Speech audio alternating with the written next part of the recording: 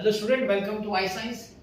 आज के इस वीडियो में मैं जो एमएससीटी का जो क्वेश्चन लाया हूं आपके लिए वो एसी सर्किट्स का क्वेश्चन है और सब टॉपिक हम देखेंगे तो इसको हम बोल सकते हैं कि टाइप्स ऑफ एसी सर्किट। आप जानते होंगे अलग अलग टाइप्स होता है, जैसे कि एक होता है रेजिस्टर ओनली रेजिस्टर सर्किट, एक कैपेसिटर सर्किट होता है, एक इंडक्टिव सर्किट होता है, एक एलसीआर मतलब inductor resistor and capacitor in series होता है।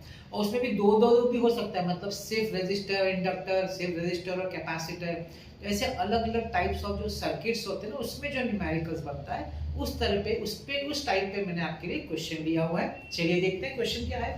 क्वेश्चन है N AC source of 15 volts. अब ये 15 वोल्ट्स अगर कुछ भी मेंशन नहीं किया है, क्वेश्चन में कुछ भी मेंशन नहीं किया है, मतलब वो आरएमएस वैल्यू है, मतलब ये ई आरएमएस है। ई आरएमएस, तो ई आरएमएस हमको दिया गया है 15 वोल्ट। अब ये 50 हर्ट्ज तो हम जानते हैं कि तो फ्रीक्वेंसी है, दैट इज फ्रीक्वेंसी। इसको एन लिखो कि एफ लिखो, बात एक ही है। 50 hertz is connected across an inductor and resistor. देखिए इधर कैपेसिटर नहीं है, तो एक इंडक्टर या इसको एलआर सर्किट बोल सकते हैं, LR circuit, resistor and inductor in series. RMS current दिया, चलो आई आरएमएस करंट आपको 0.5 एम्पियर दिया। The phase difference between applied voltage and current. आप जानते हैं फेज डिफरेंस मतलब करंट और वोल्टेज के बीच का जो फेज डिफरेंस होता है, उनके बीच में जो आगे या पीछे करंट आगे चल रहा है या वोल्टेज आगे चल रहा है, तो जो डिफरेंस होता है ना फेज में, वो दिया गया है π/3 रेडियन, जिसको हम जनरली 5 से डिनोट करते हैं। So this is π/3 radian. What is the value of resistor R? उन्होंने हमें R का वैल्यू पूछा है, R। अब देखिए ये π/3 का कांसेप्ट कहां पे यूज हो सकता है। आपने सुना होगा इंपेडेंस ट्रायंगल। अगर आपने एसी सर्किट्स पढ़ा है तो वहां पे ट्रायंगल है जिसको हम बोलते हैं इंपेडेंस ट्रायंगल। ये इंपेडेंस ट्रायंगल है ना, फेज डिफरेंस के हिसाब से रिलेशन बनाता है। तो यहाँ पे सपोज आपका फेज डिफरेंस 5 है, ठीक है, तो यहाँ पे हम लोग R लिखते हैं, यहाँ पे XL माइनस XC लिखते हैं और यहाँ पे Z लिखते हैं। याद करिए एलसीआर सर्किट में आपने इंपेडेंस ट्रायंगल पढ़ा होगा। तो हमारा जैसा सर्किट होगा हम वैसे लेंगे। हमारे सर्किट में कैपेसिटर नहीं है तो इसको हम नहीं लिखेंगे, सिर्फ इतना लिखेंगे। तो हमको 5 दिया हुआ है π/3, हमको R चाहिए। अब अगर इस ट्रायंगल की मदद लेना है मुझे R अगर चाहिए तो Z या XL दोनों में से एक चीज तो हमको ढूंढना पड़ेगा, क्योंकि उसके बिना तो हम R ढूंढ नहीं सकते हैं। हमको दो में से एक साइड तो चाहिए, फिर ही हमको R मिलेगा। अब आप बोलेंगे सर XL ढूंढ सकते हैं क्या? अभी XL देखिए, फॉर्मूला क्या XL, रेजिस्टर XL, इसका फॉर्मूला है ओमेगा L। ओमेगा तो चलो अच्छी बात है, 2πf है, लेकिन प्रॉब्लम है L नहीं है, इंडक्टर दिया ही नहीं। इसका मतलब XL हमारी मदद नहीं कर सकता। अब दूसरा ऑप्शन है क्या, हम सर Z निकाल सकते हैं क्या, इंपेडेंस Z। अभी इंपेडेंस क्या होता है? इंपेडेंस एक तरह का रेजिस्टेंस होता है। सिर्फ रेजिस्टर सर्किट होगा तो उसको R बोलेंगे, सिर्फ इंडक्टर सर्किट होगा तो उसको XL बोलते हैं, इंडक्टिव रिएक्टेंस। सिर्फ कैपेसिटर होगा तो XC बोलते हैं, कैपेसिटिव रिएक्टेंस। और अगर कॉम्बिनेशन होता है इन तीनों में से, तीनों का या किसी दो का, तो उसको बोलते हैं इंपेडेंस। तो इंपेडेंस एक तरह का रेजिस्टेंस ही है, ठीक है। अब यहाँ पे देखिए आपका अगर ओम्स लॉ आप याद करें, ओम्स लॉ, अगर हम ओम्स लॉ से पता करें, ओम्स लॉ क्या बोलता है, resistance is equal to V upon I। Basic formula, मैं बेसिक फॉर्मूला बताऊं, resistance is V upon I। हमारे एसी सर्किट में रेजिस्टेंस मतलब Z, इंपेडेंस। तो इंपेडेंस Z जो हो सकता है V, हमारा V मतलब क्या, इधर E RMS है, वोल्टेज E RMS, I हम लोग उससे करंट I RMS है कि नहीं, मिल जाएगा इससे। तो E RMS कितना हमारा 15 है, I RMS कितना है 0.5 है, पॉइंट हटाएंगे तो 150 अपॉन 5, 5 3 30 ओम्स। अपना एक बहुत बड़ा प्रॉब्लम सॉल्व हो गया भाई, Z का वैल्यू मिल गया 30 ओम्स। अब क्या है, अब आप यूज करिए ना, 5 को 5 तो दिया है, ये R जो है उसका एडजेसेंट साइड है और Z जो है इसका इन हाइपोटेनस है, तो कौन सा रिलेशन यूज कर सकते हैं, कॉस वाला रिलेशन यूज कर सकते हैं, यूजिंग फ्रॉम इंपेडेंस ट्रायंगल। सब लिखने की जरूरत नहीं है, लेकिन मैं आपको बताने के लिए इंपेडेंस ट्रायंगल। तो cos phi is equal to R upon Z. अभी फाई जो है मेरा पाई बाई 3 है, cos pi by 3 is equal to R upon Z का वैल्यू है 30, है कि?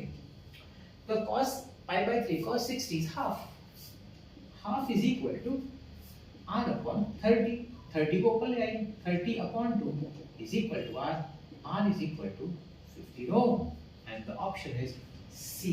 कैसा लगा क्वेश्चन? 2023 का क्वेश्चन है, आप देख सकते हैं कितना इजी है एसी सर्किट में से 2023 का।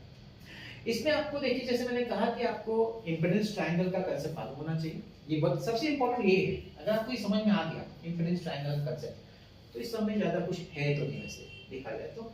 और इंपेडेंस दो तरीके से आप ढूंढ सकते हैं, या तो इस ट्रायंगल से, लेकिन यहाँ नहीं मिलेगा, तो दूसरा ऑप्शन है कि आप ओम्स लॉ यूज करिए, V अपॉन I या E अपॉन I, तो इससे आपको मिल जाएगा आंसर। तो ये था आपका क्वेश्चन आज का वीडियो का जो मैं आपके लिए लाया हूँ। आप देख सकते हैं इसी सर्किट क्वेश्चन है, बड़ा इजी क्वेश्चन। अब इसके साथ मैं आपको जो लास्ट में एडवाइस देता हूँ वो हर बार देना चाहूँगा, जो लोग अगर नए कोई ज्वाइन होता है तो उनके लिए भी रहेगा। मेरा एडवाइस पहला ये है कि आप एक फॉर्मूला बुक बनाइए। फॉर्मूला बुक मतलब जो भी आपका चैप्टर कंप्लीट हो रहा है, आप उसका पूरा फॉर्मूलाज बना दिए लिस्ट करके अच्छी तरीके से, खुद के हैंडराइटिंग से। किसी का हेल्प लेने का, टेक्स्ट बुक का हेल्प ले सकते हैं, कहीं पे आपको फॉर्मूला दिखा है तो भी हो सकता है, लेकिन खुद के हैंडराइटिंग से बुक में लिखिए। हर एक टर्म को समझिए, सिंबल जैसे यहाँ Z क्या मतलब है, R क्या मतलब है, L लिखते समय वो आपके समझ में आना चाहिए, क्योंकि वो आपको यूज करना है सम सॉल्व करने के लिए। तो हैंडराइटिंग, अपने हैंडराइटिंग में वो फॉर्मूला लिखने का चैप्टर वाइज जो चैप्टर हो जाता है फॉर्मूला बुक बनाइए, उसके हिसाब से फॉर्मूला बुक बनाइए। पहला काम ये करिए। दूसरा काम जब आप प्रैक्टिस करें, पहली बार आप जब प्रैक्टिस करें ना, चलिए आप टॉपिक वाइज और चैप्टर वाइज के सम सब कंप्लीट कर सकते हैं। तो आपका अच्छा वो चैप्टर प्रिपेयर हो गया, ऐसा करके 2-4 चैप्टर प्रिपेयर हो गया। फिर क्या करने का, फिर जब प्रैक्टिस करने का ना, तो चैप्टर वाइज नहीं करने का, एक चैप्टर से सब समझे, फिर अलग अलग चैप्टर से रैंडमली उठाने का। सब कोई भी चैप्टर सीखा, वो आपका एसी सर्किट हो गया तो एसी सर्किट का उठा लिया, आपका सपोज ग्रेविटेशन हो गया तो ग्रेविटेशन का एक क्वेश्चन उठा लिया, ऐसा प्रैक्टिस करने का। अब आप बोलेंगे सर ये कौन सा तरीका है, रैंडम तरीका? देखिए, आपको अपने आप को उस तरह में आदत ढालना है जो आप फेस करने वाले अपने एग्जाम में। आपके एग्जाम में क्वेश्चन जो आएगा रैंडम आएगा, आपकी आदत उसी की होनी चाहिए। आपको अपने ब्रेन को उसी की आदत देनी है कि रैंडम क्वेश्चंस को कैसे हैंडल करना है, तो उसकी आदत डाली। हो सकता है स्टार्टिंग में प्रॉब्लम होगा, चलेगा। तो क्वेश्चन एक रैंडम उठाया, सामने फॉर्मूला बुक रखा, फॉर्मूला बुक यूज करने का, इसमें कोई प्रॉब्लम नहीं, क्योंकि वो जितने बार यूज करेंगे आपको फायदा होगा। फॉर्मूला देखने का, अप्लाई करने का, सॉल्व करने का। हो सकता है कि स्टार्टिंग में थोड़ा टाइम लगेगा, लेकिन आप देखेंगे जैसे जैसे आपका करते जाएंगे ना, आपको फटाफट हर चीज एकदम जेल होते हुए लगेगी। आपको कोई भी समझे तो कोई भी चैप्टर में से आप फटाफट फॉर्मूला देखा, अप्लाई किया, आपको आंसर आएगा। तब आपको रियली फिजिक्स समझ में आ गया, रियली आपका कॉन्फिडेंस बढ़ेगा, और रियली आपको 50 में से 50 मिलना चाहिए उस समय MHCET में। ये मेरा मानना है, और ये 100% मैं आपको बोल सकता हूँ। इसीलिए देखिए, मेरे अगर वीडियोस देखेंगे ना, मैं चैप्टर वाइज क्वेश्चन नहीं डालता, तो मेरा उन स्टूडेंट्स के लिए वीडियो, उन स्टूडेंट के लिए जिनका एक बार चैप्टर प्रिपेयर हो चुका है, उनके लिए मेरा वीडियोस चैलेंज है। भाई आपका चैप्टर हो गया ना, चलिए अब रैंडम क्वेश्चन उठाए, मैं भेज रहा हूँ, आप देखिए आपसे होता है कि नहीं, आपको समझ में आ रहा है कि नहीं, उन स्टूडेंट्स के लिए। तो मेरा देखिए MHCET का है प्लेलिस्ट, नीट का है, JEE मेंस का, एडवांस का है, हर जगह में अलग अलग चैप्टर, अलग अलग टॉपिक के क्वेश्चन आपके लिए देता हूँ, चैलेंज एज अ चैलेंज। अगर आपका हो गया तो डेफिनेटली आपको उसको चैलेंज लेके देखना चाहिए। आता हो तो वेरी गुड, नहीं आता तो एक बार रिवाइज करो। तो ये मेरी कोशिश रहेगी कि आपका फिजिक्स से जो डर है निकल जाए, और ये जो दो मैंने आपको बताया है मेथड्स, जो फॉलो करेंगे अगर आप देखेंगे आपका डर निकल गया, आपको फिजिक्स बहुत आसान लगेगा। तो मेरा वीडियो देखते रहिएगा, और ऐसे ही वीडियो आपके लाता रहूँगा, अलग अलग टॉपिक्स, अलग अलग चैप्टर्स के। मेरा और भी जो है JEE मेंस, नीट भी देखिए, लेवल ऑलमोस्ट सेम ही है, कुछ ज़्यादा डिफिकल्ट नहीं है। और JEE एडवांस देखेंगे तो आपको पता चलेगा कि अरे इतना लोग जो बोलते हैं इतना डिफिकल्ट, वो एक्चुअली इतना डिफिकल्ट नहीं है। बेसिक आपके फॉर्मूलाज में से ही यूज होता है सम्स। तो आज का वीडियो में देखने के लिए बहुत बहुत धन्यवाद, थैंक यू।